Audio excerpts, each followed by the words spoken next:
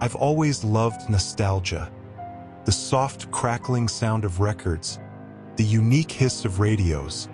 They tell me the silent stories of the past. Tonight, I had ventured down a dark path to live out the rest of the day to the fullest. As the sky began to darken, I stepped through the door of the old antique shop. Inside, time seemed to have forgotten its passage. The items, carrying the dust of years, seemed lost among the old radios and records. My eyes found an old radio in the corner of the library, made of polished wood. It was both elegant and had a unique aura. I decided to buy that radio. The radio was quickly packed and handed to me. Outside, the city's lights were slowly fading. As I made my way home, my thoughts were solely on the radio. By the time I arrived home, the sky had fully darkened. The moment I opened the door, I felt as though I had vanished into the darkness of the house. As usual, I turned the key in the lock and stepped inside. I carefully unwrapped the radio and began setting it up, delicately touching each button. That old radio seemed to be the most valuable of all the mechanical devices in the house. I examined the frequencies one by one. Every click and crackle felt like an echo from the past. Getting lost in those old frequencies made me feel at peace. As I was scanning through the frequencies, I suddenly picked up a very faint signal. Curiously, I tried to clear up the frequency. When the signal became clear, I realized the radio was playing a very old melody. The melody had a familiar tone, yet it was something I had never heard before. I listened to the sound carefully.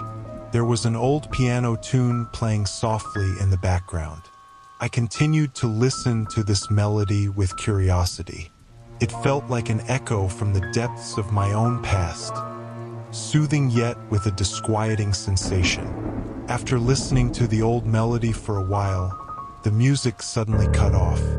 The silence from the radio was replaced by a strange voice speaking. The voice was speaking in a language hard to understand. The words were jumbled, echoing like a distorted radio broadcast. At first, I struggled to comprehend what it was and muttered to myself, "What is this?" It occurred to me to record the broadcast.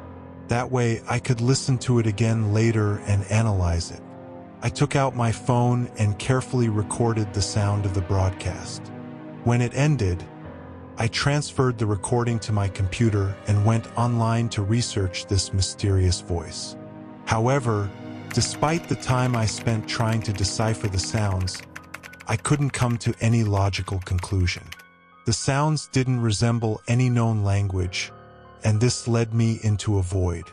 While lost in this sense of helplessness, I decided to transcribe the speech into a text document. I listened to the sounds carefully and wrote down the parts one could understand. But when I transferred the notes to my computer, I noticed something peculiar. The text was reversed. The words seemed correct, but they were entirely backward. Seeing that everything was written in reverse, I was left in shock. I decided to correct the reverse text and began to rearrange the words one by one. After I corrected the text document on the computer, I couldn't believe my eyes. The radio broadcast was detailing an event from my past. Seeing a text that described a memory I had previously lived, with such detailed recollection of events I had almost forgotten, shocked me. I wondered how a radio frequency could possibly know something like this about my past. This terrifying occurrence filled me with deep dread, as if an unknown force had unearthed my past. As I pondered what to do to digest the strange and chilling situation, it occurred to me to research the frequency online. Finding out which radio station the broadcast belonged to might help me solve this mystery. I immediately sat down at my computer, opened the browser, and began researching the frequency. After a while, the result that came up both surprised and disappointed me. According to the information I found, the radio station that used the frequency had shut down in 1958 and hadn't broadcasted since. The fact that a broadcast was coming from an inactive frequency made the situation even more unsettling. This information deepened the fear inside me. How could a broadcast come from a closed frequency? As unanswered questions echoed in my mind, I realized how late it had gotten. This eerie experience had clouded my mind, and I decided I would continue this investigation tomorrow. I turned off my computer and went to bed, but the weight of what I had experienced kept me from sleeping. I tossed and turned in bed until morning. Every time I closed my eyes, the radio broadcast kept replaying in my mind. I fell asleep a few times, but the radio had gotten so stuck in my head that I had nightmares of a man coming to my house, first trying to force open my door, then coming into my room to say something to me. Then I would wake up with a start. This disturbed me greatly. The absurdity of everything had turned into an obsession gnawing at my mind. By the time morning came, I had barely slept at all, but I still had to go to work. Exhausted and drained, I dressed and made my way to my job. When I arrived at the office, I decided not to tell anyone about this strange event. Sharing such a bizarre story would only make me feel even weirder. However, my workday was overshadowed by the radio broadcast from the night before. No matter how hard I tried, I couldn't focus on work. My mind kept returning to the frequency and those reversed words. Throughout the day, my thoughts wouldn't leave me alone, so I decided to look for an AI-based tool. Eventually, I found an AI plugin capable of actively correcting the reverse sentences. I purchased this plugin. Now I could fully understand what the radio broadcast was saying. As I left work and headed home, I felt a strange excitement within me. It was as if tonight, I would get one step closer to solving the mystery from the night before. As soon as I got home, I quickly changed and went straight back to the radio. I tuned into the frequency, and the same melody from yesterday began to play. I listened to that melody for hours. Time seemed to stand still. For about 3 to 4 hours, I waited by the radio. My eyes were about to close, but finally the broadcast began. My heart started pounding. I had no idea what would happen in tonight's broadcast or how deep I would go into this mystery. When the radio broadcast started, the unease I had felt yesterday filled me once again. The voice was speaking in reversed words again. But this time, thanks to the decoder, I could understand what it was saying. The broadcast continued recounting memories from my past. However, something I noticed this time unsettled me even more. The broadcast was narrating events in chronological order. Last night's broadcast detailed events from 10 years ago and spanned several years. Today's broadcast had progressed to events from just 2 years ago. Every sentence echoed in my mind, as if my past was being brought back to life right before my eyes. As the voice recounted each memory, the fear inside me grew. For a moment, I thought to myself, what about tomorrow? After the broadcast covers everything up to the present, what will happen next? This thought sent a cold shiver down my spine. When the broadcast stopped, the question lingering in my mind dragged me into a fear I had never felt before. The uncertainty of not knowing what would happen tomorrow made me even more uneasy. But beyond the fear, the desire to discover what was behind this broadcast also grew. I decided to learn more about the radio channel. Although I initially approached it with fear, I knew I had to understand the source of this old radio frequency and the meaning behind the melody I was hearing. I turned on my computer and immediately started researching. I delved deep into old radio channels and the historical use of such melodies. I tried to find out why this channel had been shut down, why the broadcast had become active again, and what the melody meant. But as my research progressed, as I delved deeper into the mystery of this broadcast, I realized that I was finding more questions than answers. By the time I finished my research, I realized I wasn't going to get any definitive results. I hadn't found any concrete information about the old radio channel or the melody I had heard. Everything was still vague and frightening. As the fear within me grew, so did my desire to solve this mystery. But I understood there was nothing more I could do for now. Then, it occurred to me that I had to go to work tomorrow. I hadn't slept well the night before, and now my eyes were burning with exhaustion. Forcing myself, I stopped my research. Hoping to get a good night's sleep, I went to my bedroom and lay down. I tossed and turned in bed for a while, but eventually, sleep took me.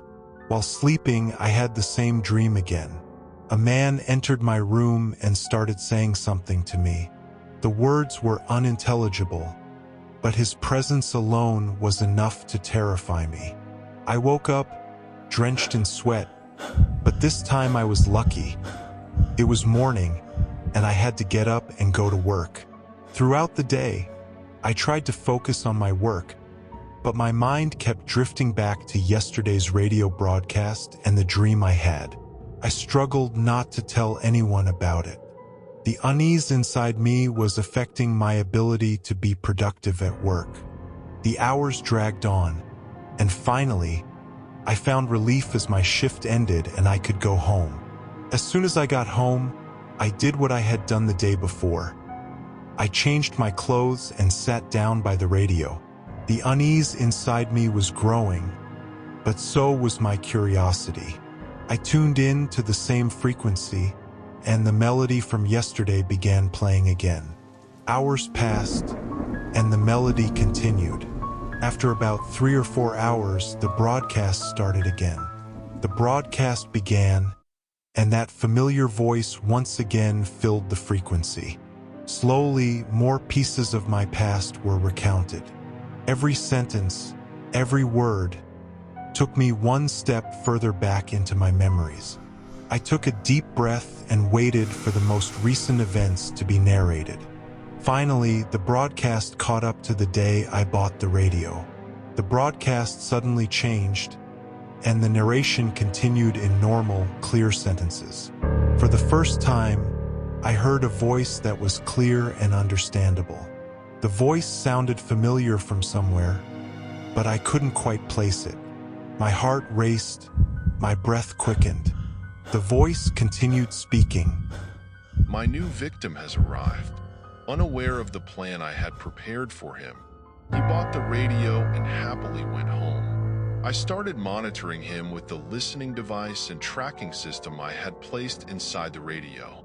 He thought he was setting up the radio at home, but in reality, I was controlling everything. He wasn't really browsing radio channels or adjusting the frequency. I made sure he believed he was, but I was managing it all from my computer.